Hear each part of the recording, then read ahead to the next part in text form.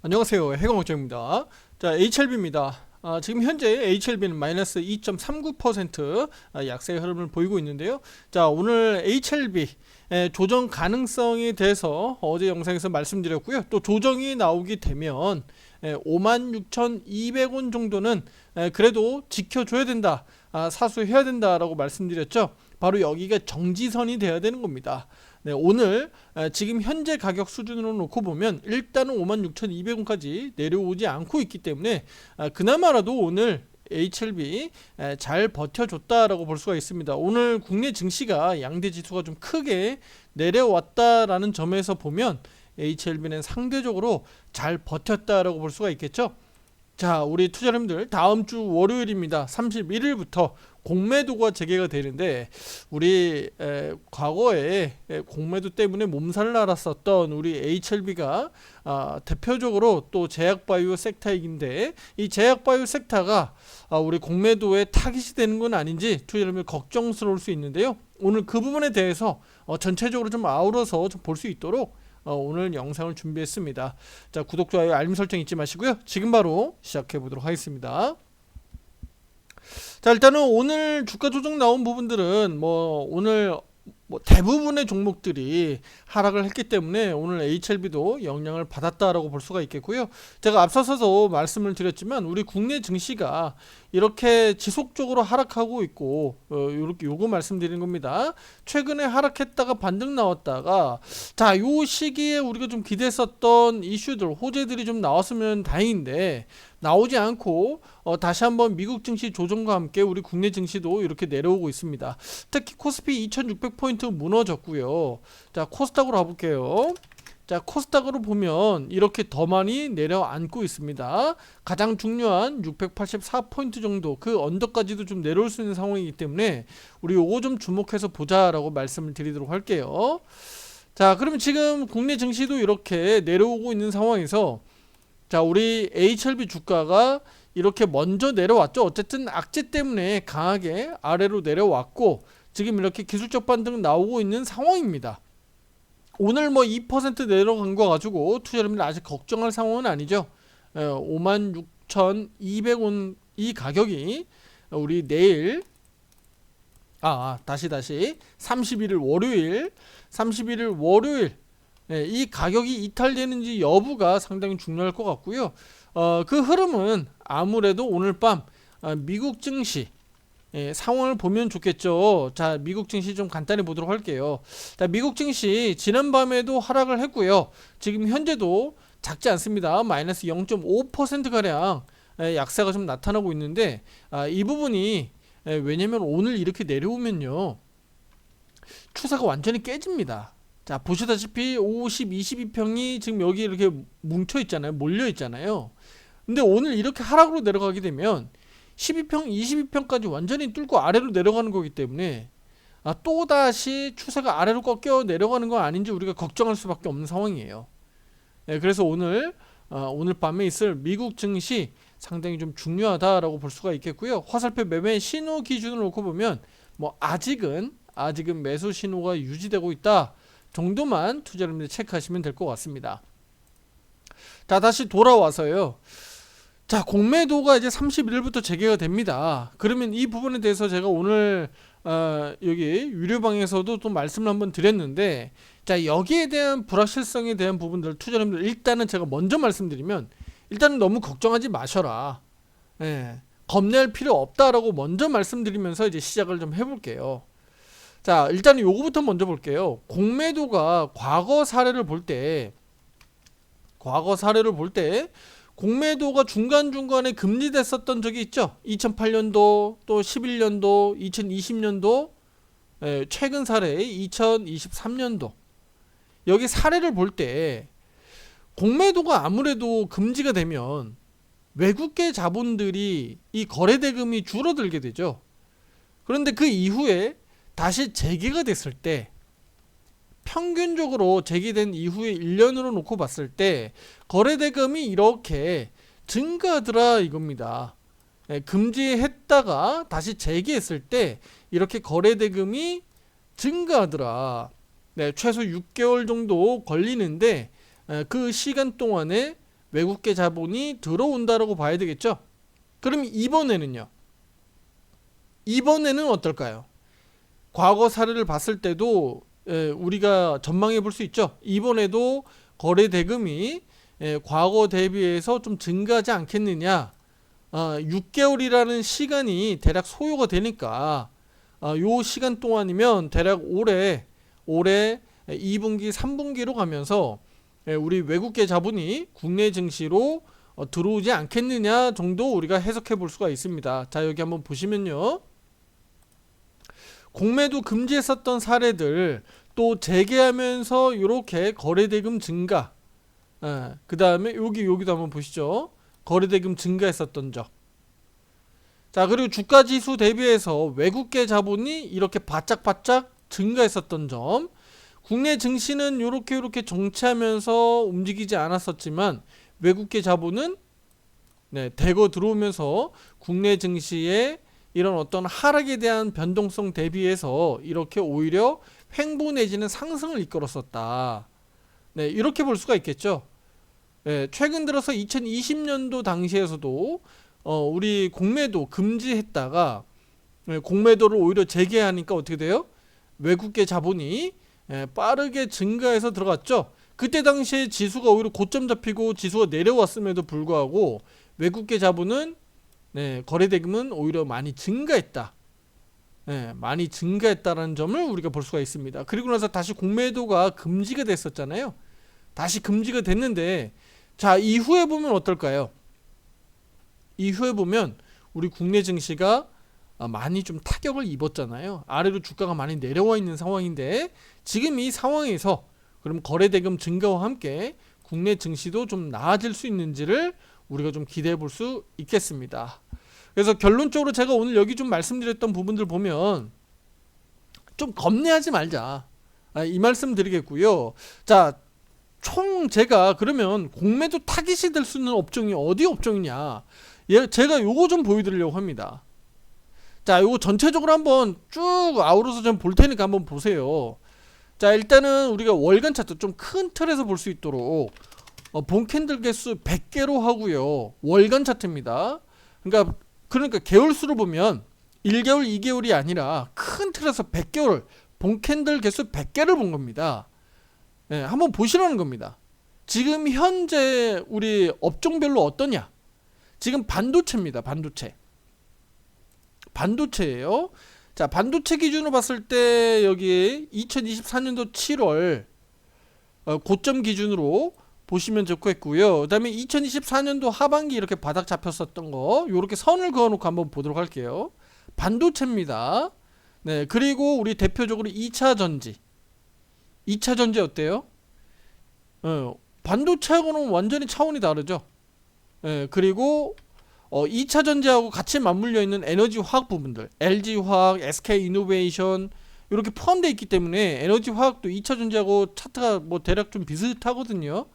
그래서 2차 전지, 그 다음에 에너지 화학 부분, 그 다음에 우리 자동차, 완성차 있죠. 현대, 기아차 포함되어 있는 자동차, 그 다음에 헬스케어, 우리 HLB가 포함되어 있는 헬스케어 쪽입니다. 그 다음에 코스닥 바이오 테크, 코스닥 150 바이오 테크, 그 다음 우리 알테오젠이라든가 HLB라든가 이쪽 종목들이 좀 더 편입되고 비중이 높은 쪽이죠. 그 다음에 네카오, 카카오, 네이버가 포함되어 있는 아프리카 TV가 포함되어 있는 인터넷 탑, 요 종목, 그 다음에 철강, 그 다음에 조선 쪽, 로봇, 건설, 게임 뭐 등등 이렇게 볼 수가 있어요. 여기 엔터테인먼트 쪽이고요. 자, 투자님들 제가 이렇게 지금 쭉 보여드리는 거 보면 그동안에 많이 오른 업종이 있죠. 그동안에 많이 오른 업종이 있고 그동안에 많이 빠진 업종이 있어요. 그럼 이제 공매도 기준을 놓고 보면 우리 공매도에 대한 개념을 놓고 보면 공매도는요, 많이 빠진 종목을 더 많이 빠뜨리기 위해서 공매도가 존재한가요?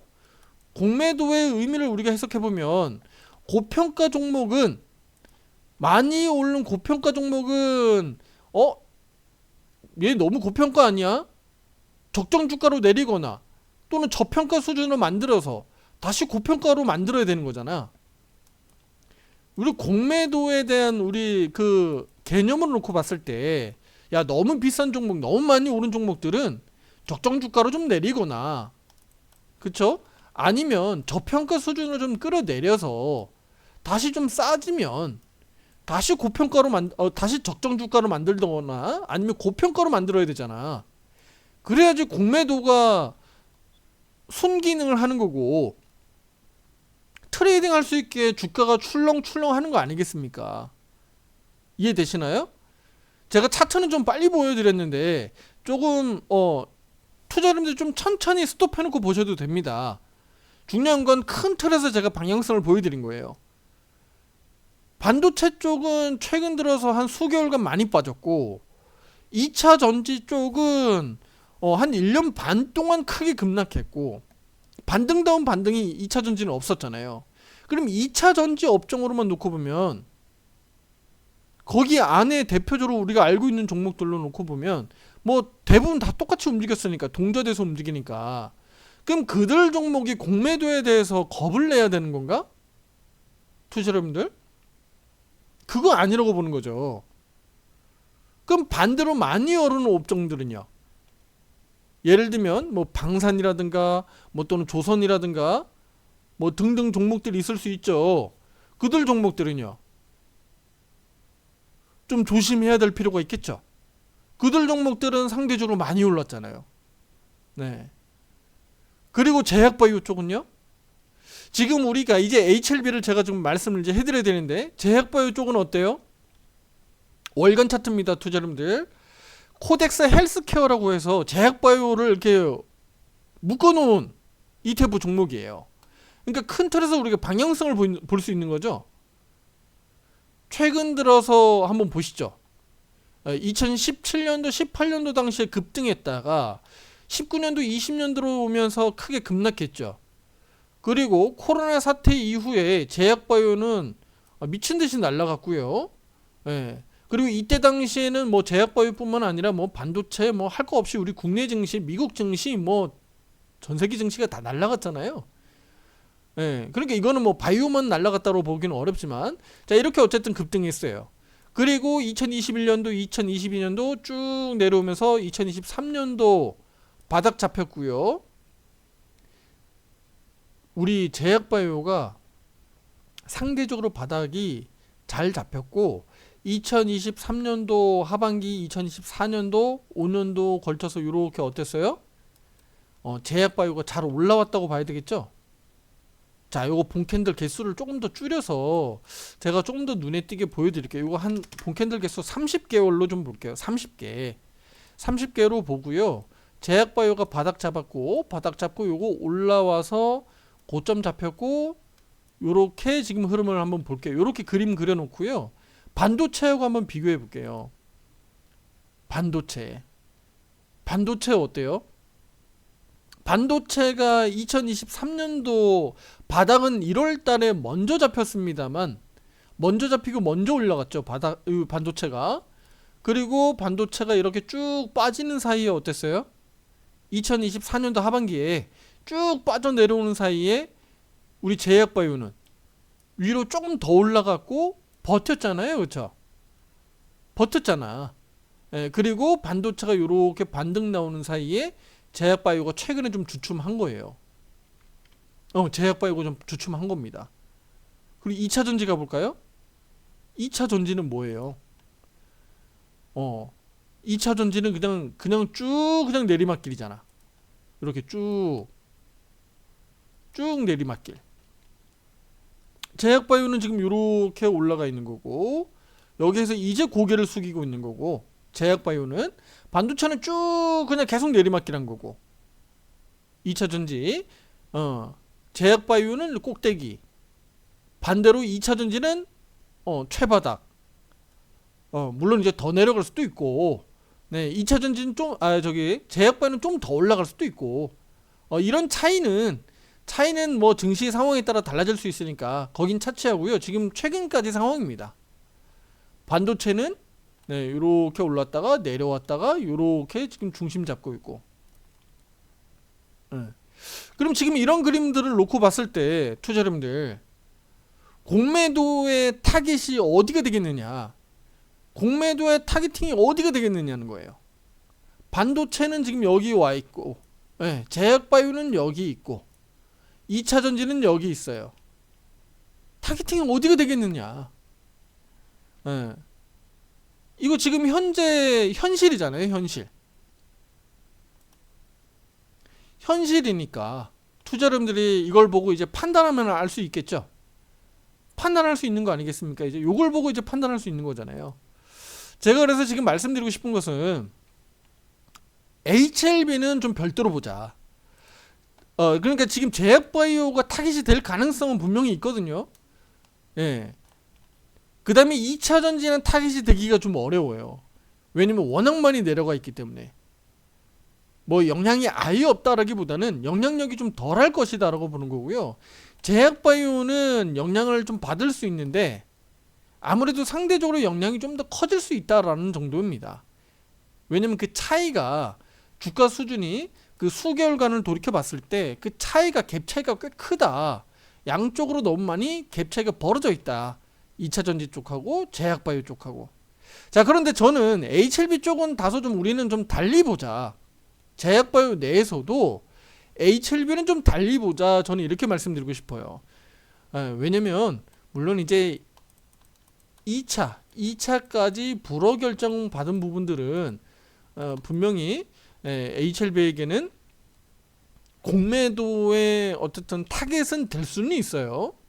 야, 너 2차까지 불허 결정 냈는데 3차 재승인을 위해서 승인을 위해서 재신청하고 요 재승인을 위해서 이제 다시 한번 허가 신청을 낼 건데 이 과정에서 일단은 일시적으로 두들겨 맞았잖아요. 그쵸? 하한가도 한번 나왔고, 그러면 이 상황에서 다시 한번 공매도 타깃이 돼가지고 주가를 더 많이 그럼 끌어내릴 거냐? 요것은 일단은 좀 지켜봐야 됩니다. 세력들의 대차 잔고를 좀 더 지켜보면서 우리가 확인할 필요는 있는데, HLB가 지금 이렇게 내려왔음에도 불구하고 고평가는 맞아요. 예, 고평가는 맞죠. 우리가 퀀트 분석으로 단순 그냥 계산해 보면 HLB는 무조건 고평가입니다. 예, 2만원대 3만원대까지 내려와야 되는 게 원래는 정상적이에요. 하지만 HLB는 FDA 허가를 다시 한번 재신청할 수 있는 특별한 또 이벤트를 가지고 있는 종목이기 때문에 좀 달리 볼 필요가 있겠다. 그래서 공매도의 타겟은 분명히 될 수는 있습니다만 오히려 HLB 주주분들에게는 ROE를 흔드는 과정에서 분명히 매수할 수 있는 기회로 볼 수 있다라고 저는 말씀드리고 싶어요. 왜냐면 우리가 기다리고 있는 호재들이 뒤에 4월달 5월달로 가면 연거푸 연결되면서 계속 나올 수 있기 때문에 이 부분을 우리가 호재 작용할 수 있다. 반면에 예를 들어서 앞서서 뭐 클래스 1이나 클래스 2로 이렇게 분류되는 과정에서 호재나 악재가 막 만들어지잖아요. HLB가 우리가 기대하는 것만큼 클래스 1으로 돼서 그럼 조기에 7월 달에 정말 승인 날 수 있을까라는 기대감을 불러일으키면서 빌드업하는 과정이 만들어지면 주가가 또다시 8만원 9만원대로 한 달 두 달 사이에 빨리 올라갈 수도 있겠죠. 하지만 그렇지 않고 작년과 같이 또다시 클래스 2로 돼가지고 6개월이라는 또 시간을 또 허비해야 된다면 공매도의 세력들은 그냥 눈 뜨고 보지는 않을 겁니다. 그래서 그런 부분들을 우리 HLB 주주분들은 유념하셔서 대응할 필요가 있다. 제가 그래서 공매도 일정도 그렇고요. 이거 너무 급하게 지금 HLB에 대해서 따라붙어서 매매할 필요는 없다라는 겁니다. 차근차근 보셔도 됩니다. 아직 시간이 여유가 있기 때문에. 자, 요거 한 가지 이제 마무리 짓도록 하겠습니다. 투자자님들. 공매도의 순기능은요, 많이 오른 종목은 끌어내리고요, 많이 내려간 종목은 또 끌어올리는 역할을 하는 겁니다. 공매도로 끌어올린다는 게 아니라 나중에 공매도를 위해서라도 많이 떨어진 종목은 끌어당겨 놓고 또 공매도를 치는 거예요. 결과적으로는 주가 지수를 그러니까 다시 한번 종목의 주가를 끌어올리기도 하고 끌어내리기도 하고, 어떻게 보면 주식 투자자분들에게는 좋은 시장이 오는 거예요. 좋은 환경이 오는 겁니다. 종목을 크게 더 끌어올리기도 하고 끌어내리기도 하는 거니까. 다시 한번 말씀드리면 주가를 크게 끌어올리면서 그냥 요 정도 주가 올라갈 것을 좀 더 끌어올리면서 고평가를 만들고, 고평가를 만든다는 얘기는 결국은 주가를 공매도 세력들이 달라붙어서 주가를 또 적정 주가 수준이나 또는 그 아래로 크게 끌어내리는 명분이 되잖아요. 그러니까 이 과정에서 투자자분들이 트레이딩만 잘하면 된다. 또 아래로 내려온 종목은 그만큼 평가를 우리가 잘해서 충분히 또 공매도 세력들이 나중을 위해서 주가를 얼마만큼 또 끌어올릴지를 잘 판단해내면 또 그렇게 올라가는 과정에서 또 크게 수익을 낼 수 있는 거예요. 그래서 반드시 공매도 세력들이 그 주식에 달라붙어서 매매한다고 해서 우리가 부정적으로 볼 게 아니라 공매도 세력들이 좋아했던 주식이지, 맞아, 우리 HLB 주식은 공매도 세력들이 좋아했던 주식이에요. 공매도 세력들이 좋아했던 주식은 바로 무슨 얘기입니까?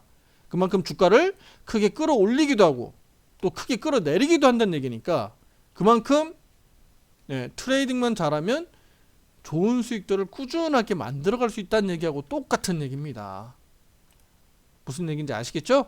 그래서 너무 겁내하지 말자, 우리가 지레 겁먹지 말자, 이 얘기 말씀드리면서 일단은 선제적으로 주가가 앞서서 불허 결정이 먼저 나오면서 급락한 만큼 혹시라도 31일 공매도 재개 이후에 대차 정부 증가라든가 HLB의 변동성이 아래로 좀 나온다고 하더라도 너무 겁먹지 말고, 오히려 그런 때는 또 공매도 세력들이 또 나중을 위해서 또 우리 쇼키즈 또 들어와 가지고 또 치고 올릴 수도 있으니까 우리는 긍정적으로 해석하자. 이걸 공매도를 너무 부정적으로 봐가지고 HLB 이제 미쳤다, 이제 막 급락 나올 거다, 공매도 세력들 달라붙을 거다, 제약바이오 싹 죽여버릴 거다, 이렇게 보지 말자는 겁니다. 아시겠죠? 이런 부분들은 차후에 또 제가 앞으로 또 영상 등을 통해서 또 말씀을 드릴 테니까요. 구독, 좋아요, 알림 설정 잊지 마시고요. 혼자 대응하기 어렵다라고 하시는 분들 가입 신청 문의 위에 번호로 문자로 보내주시면 되겠습니다. 아직까지는 화살표 매수 신호가 유지되고 있다는 점 다시 한번 말씀을 드리도록 하겠습니다.